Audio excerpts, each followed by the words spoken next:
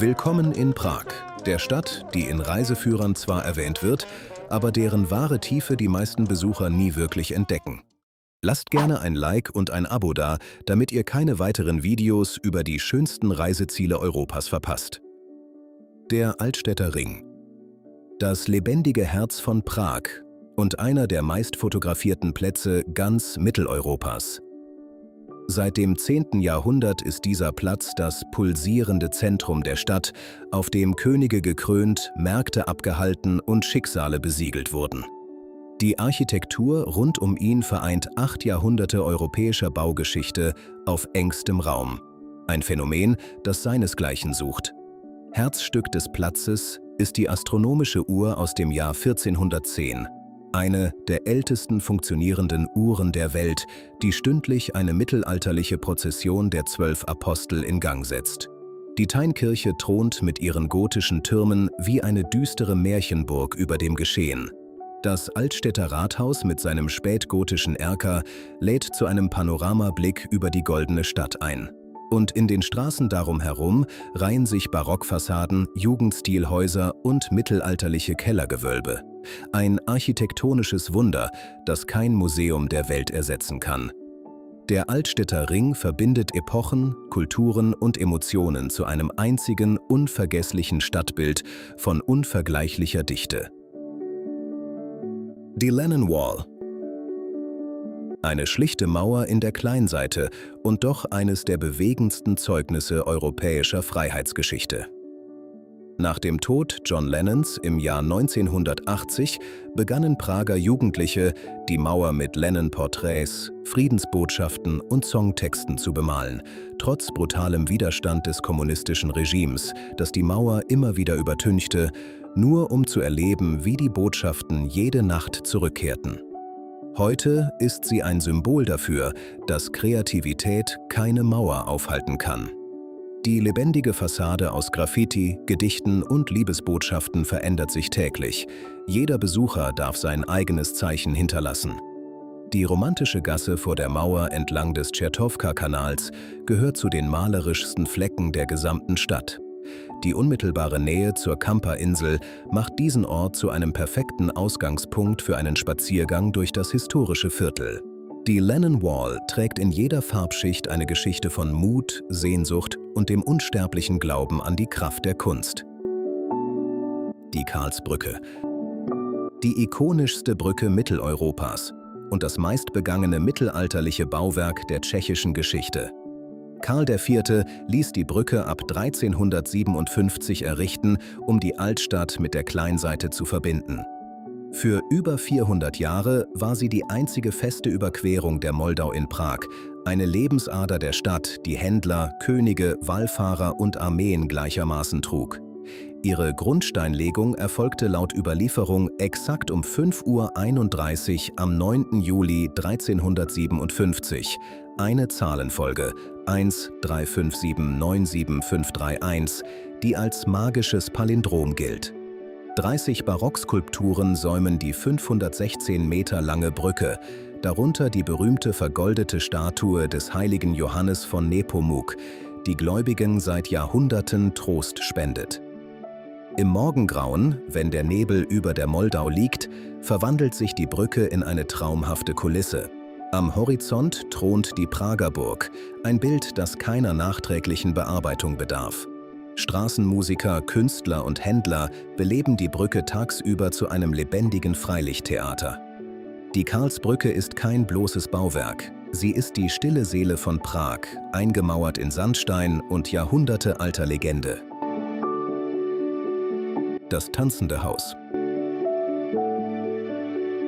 Prags kühnste architektonische Provokation und eines der weltweit meistzitierten Beispiele dekonstruktivistischer Architektur. Entworfen von den Star-Architekten Frank Gehry und Vlado Milunic wurde das Gebäude 1996 fertiggestellt, auf einem Grundstück, das durch den Zweiten Weltkrieg jahrzehntelang brach lag. Der damalige tschechische Präsident Václav Havel, selbst ein Kunstliebhaber, unterstützte das mutige Projekt persönlich. In einer Stadt voller gotischer Türme und Barockfassaden ist es bis heute ein bewusstes Statement, dass Prag lebt, atmet und sich traut, neu zu sein. Die zwei ineinandergreifenden Türme, einer aus Glas, einer aus Beton, symbolisieren ein tanzendes Paar, das in der Popkultur liebevoll Ginger und Fred getauft wurde.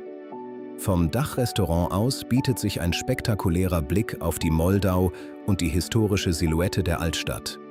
Die umliegenden Neobarockhäuser bilden einen faszinierenden Kontrast, der die Einzigartigkeit des Gebäudes noch stärker betont. Das tanzende Haus beweist, dass Prag nicht nur Geschichte bewahrt, sondern auch den Mut hat, Geschichte zu schreiben. Der Wenzelsplatz. Nicht nur der bekannteste Platz Prags, sondern die Bühne, auf der die tschechische Nation immer wieder ihr Schicksal verhandelt hat. Benannt nach dem Landespatron des heiligen Wenzel, dessen bronzenes Reiterdenkmal den Platz seit 1912 dominiert, war dieser Boulevard im Laufe der Geschichte Zeuge entscheidender Momente.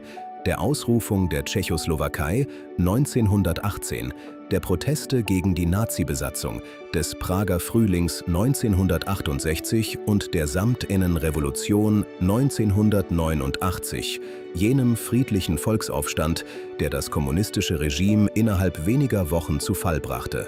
Das Majestätische Nationalmuseum am oberen Ende des Platzes beherbergt eine der bedeutendsten Naturgeschichtssammlungen Mitteleuropas. Die prachtvollen Jugendstilgebäude und Art-Deco-Passagen links und rechts des Boulevards laden zum Flanieren ein. Zahlreiche Cafés, Restaurants und Boutiquen machen den Wenzelsplatz heute zu einem lebendigen Treffpunkt für Einheimische wie Reisende. Der Wenzelsplatz ist Prags Gedächtnis in Stein und Beton, eine Adresse, an der Geschichte nicht nur erinnert, sondern gespürt wird. Der Pulverturm. Das mächtigste gotische Stadttor Prags und eines der schönsten Beispiele böhmischer Spätgotik überhaupt. Ursprünglich als feierliches Eingangstor zur königlichen Stadt erbaut, begann seine Errichtung im Jahr 1475 unter König Wladislaw II. Im 17. Jahrhundert diente er zur Lagerung von Schießpulver, woraus sich sein heutiger Name ableitet. Trotz schwerer Beschädigungen durch preußische Truppen im Jahr 1757 und einer umfassenden Restaurierung im 19. Jahrhundert strahlt der Turm bis heute die ungebrochene Würde eines mittelalterlichen Herrschaftsbauwerks aus. Das reich verzierte Steinrelief der Außenfassade zeigt böhmische Könige, Heilige und Wappen in beeindruckender Detailtreue. Von der Aussichtsplattform in 44 Metern Höhe bietet sich ein atemberaubender Blick über die Dächer der Altstadt bis hin zur Prager Burg. Der angrenzende Pulverturmgang führt direkt in das historische Gemeindehaus, eines der schönsten Jugendstilgebäude der Stadt. Der Pulverturm ist nicht nur ein Wahrzeichen, er ist das steinerne Eingangstor in Prags Geschichte, das jeden Besucher willkommen heißt. Die Franz-Kafka-Statue. Das surrealistischste Kunstwerk im öffentlichen Raum Prags und eine Hommage an den weltweit bekanntesten Sohn dieser Stadt. Franz Kafka wurde 1883 nur wenige Schritte vom Altstädter Ring entfernt geboren, in einer Stadt, die er liebte und gleichzeitig fürchtete, in der er schrieb und schwieg, lebte und fremd blieb. Der Bildhauer Jaroslav Rona erschuf 2003 ein Monument, das so rätselhaft ist wie Kafkas eigene Prosa. Ein kopfloser, reitender Reiter. Ein kleiner Mann, der auf einem gestikulierenden, kopflosen Körper sitzt, als führe er durch eine Welt ohne klaren Horizont. Die surreale Bronzeskulptur vor der spanischen Synagoge gilt als eine der originellsten Stadtplastiken ganz Europas. Das unmittelbare Josefov-Viertel, das ehemalige jüdische Ghetto, bildet einen tief bewegenden historischen Rahmen für das Kafka-Erbe. In unmittelbarer Nähe liegt das Franz-Kafka-Museum in der Kleinseite, das Leben und Werk des Schriftstellers auf eindringliche Weise beleuchtet. Die Kafka-Statue ist Prag in seiner reinsten Form, geheimnisvoll, mehrdeutig und größer, als es auf den ersten Blick erscheint. Die Teinkirche. Die gotischste Silhouette Prags und eines der eindrucksvollsten Gotteshäuser der gesamten böhmischen Geschichte. Die gotischste Silhouette Prags und eines der eindrucksvollsten Gotteshäuser der gesamten böhmischen Geschichte. Bereits im 11. Jahrhundert bestand an dieser Stelle eine Kirche für fremde Kaufleute, die am Teinhof Handel trieben. Der heutige Bau begann im 14. Jahrhundert und wurde über 200 Jahre hinweg fortgeführt, ein Zeugnis böhmischer Beharrlichkeit und künstlerischer Ambition über Generationen hinweg. Im 15. Jahrhundert war die Teinkirche die Hauptkirche der Hussiten, jener böhmischen Reformbewegung, die ein Jahrhundert vor Luther die Christenheit erschütterte. Die 80 Meter hohen Zwillingstürme dominieren die Silhouette des Altstädter Rings und gelten als das ikonischste gotische Wahrzeichen Prags. Im Inneren beeindrucken ein barocker Hochaltar aus dem 17. Jahrhundert, mittelalterliche Grabplatten und ein gotisches Tympanon von außergewöhnlicher Feinheit. Das Grab des Astronomen Tycho Brahe, der am Hof Rudolfs II. Wirkte und die Grundlagen für Keplers Revolutionsgesetze legte, verleiht der Kirche eine zusätzliche wissenschaftshistorische Dimension. Die Teinkirche ist Prags gotisches Herz, trotzig, majestätisch und von einer Schönheit, die keine Restaurierung je vollständig fassen konnte. Die Nikolauskirche auf der Kleinseite.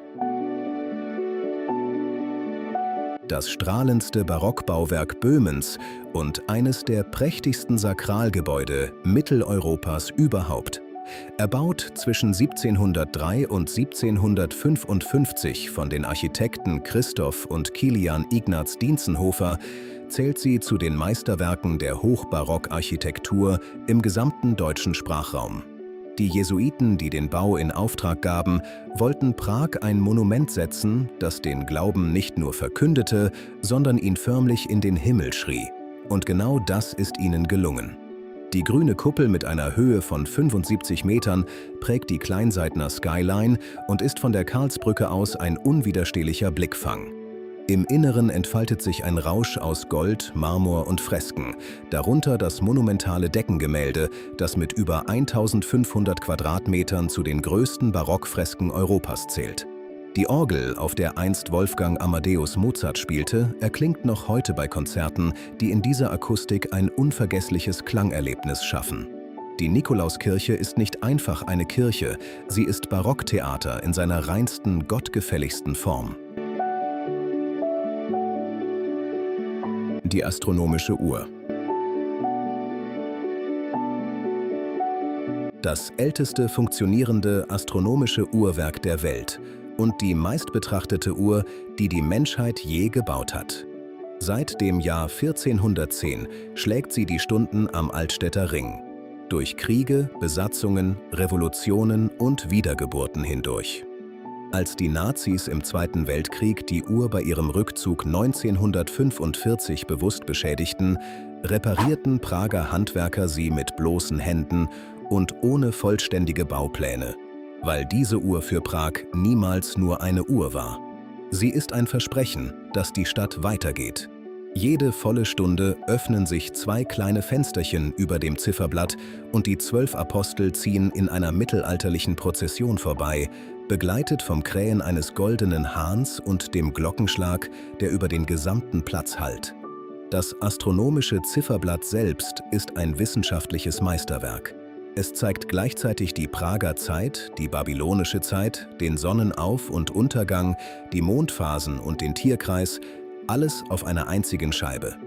Das darunterliegende Kalendarium, verziert mit Gemälden der Monate und Jahreszeiten, gilt als eines der schönsten Beispiele mittelalterlicher Volkskunst Böhmens. Die astronomische Uhr ist nicht einfach ein Zeitmesser, sie ist Prags älteste tägliche Vorstellung, die seit über 600 Jahren kein einziges Mal ihr Publikum enttäuscht hat.